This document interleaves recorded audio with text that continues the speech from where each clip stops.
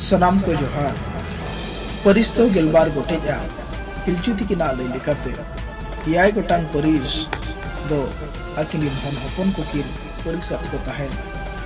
और मोड़े गोटांग परिस दो सेंगेल दा जड़ी तयम किन जुटेज बड़थियत को ताहेन उनका कते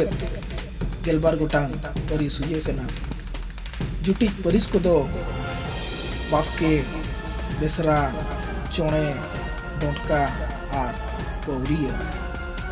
ये को मुद्रे डोटका चोणे पौरिया परिस दो बाय नेलक कना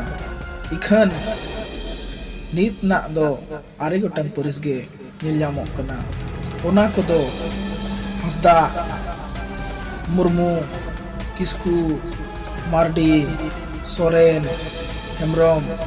टुडू बास्के और बेसरा निना आरे गोटांग परिस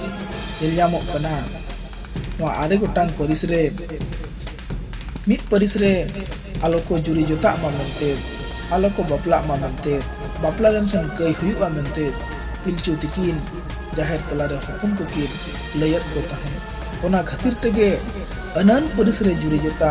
नित हो साता रे मेना मित परिस रे बापला दो कई कना पिलचु तिकिन किन लय लेया हपन बिदल दो गाना कान गया इखन पिलचु तिकिन हपन बिदल दो बांग गानोआ नोआ दो उड़ी हुयुआ मेनते पिलचु तिकिन किन लय लिया उनकिना लय लेकाते उनकिना हर लेकाते अपराम पिलचु तिकिन किन रोड मारा अपराम पिलचु तिकिन किन हर मारा उनकिना रोड उनकिना हरगे उनकिना रोडगे रोड दो सरी उनकिना हरगे हर दो सरी ओना रोड ओना हरगे